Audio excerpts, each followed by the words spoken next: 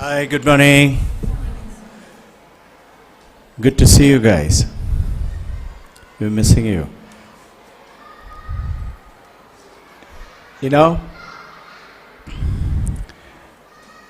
if you are outside your home and there is somebody is waiting for you at home, maybe your mother, your husband or wife or your child or your father, have you noticed how we say, I want to go home? We were feeling the same thing from there.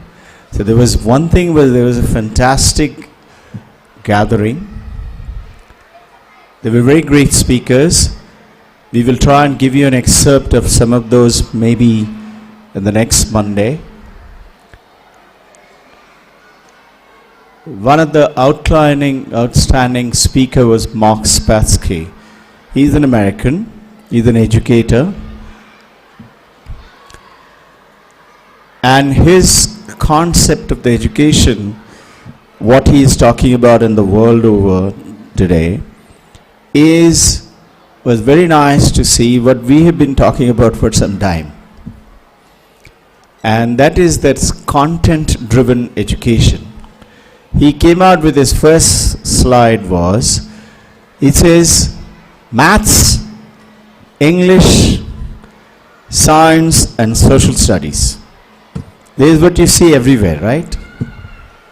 So he said, take the first alphabet of each one of them. So maths is M, English is E, science is S, and social studies S. He said, that's where you're in. You're in a mess. We will try and share with you. And we give you some excerpts of it. IB is continuously changing, which is very nice because as the world, the technology is changing, you and I need to change our education system to keep up at par with the world outside so that our children are not studying as some of us have studied 50 years ago or 30 years ago or 20 years ago to meet up with the work of today. You have to study today to meet up with the world of 20 years from today. So that keeping up at pace is very good. It is also means a lot of training. All of us will have to carry on training to stay updated. It also means a lot of money because every training is very expensive. And it also means a lot of confusion. You all heard about the new chapter in the MYP, and now your new chapter is not anymore new, you all are familiar, but it took us about some time. So news for those who are in the PYP, new chapter is also going to come. So now the PYP is also start to wake up. It is a very nice presentations today. You have a great big holiday coming up. Utilize it to contribute on your, not only just this little 2.5 inches of brain, 2.5 pounds, if you take by measure of weight, but also on your consciousness of your feeling good. Feeling happy, a sense of well-being. Only when you have money in the bank, then only you can take out money and give it to others or take out money and keep it in your purse. Same way, only when you have tremendous amount of sense of well-being within you, then only you can spread it to others. Think about these 3-4 days. How am I going to utilize that and when I come back, I should be able to, just like I have to get back home because there is somebody is waiting. Remember, our children are also waiting to meet you when you come back, isn't it? You have to be equally charged up so that you're not bored to say MESS. You are excited to say, I'm going to teach this now slightly differently. And when you do that, it is my continuous experience that when you are excited about what you're going to talk about, automatically children are excited. Doesn't it happen?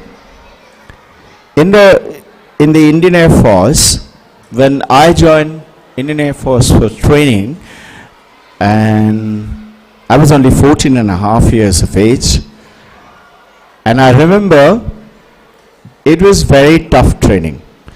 Generally, training is about 2 years to 2.5 years. Ours went on to 4 years of training. And during this training, one of the very nice tradition was in the Air Force that anytime under-training pilots makes a mistake, he is to be bashed up. Firstly by the seniors, senior cadets, and secondly by the instructor also. Most of the time under-training pilots will come out of the cockpit, nose bleeding, face is all red. I made it a point that I must become a teacher, and I must show it to everybody. You don't have to beat up everybody to learn how to fly.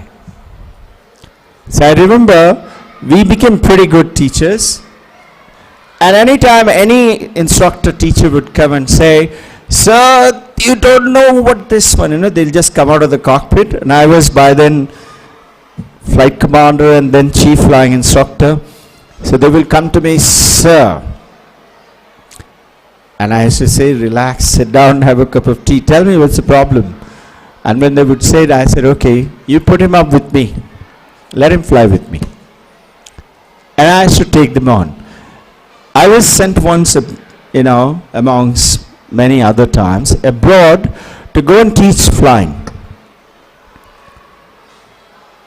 I think I picked up a little name.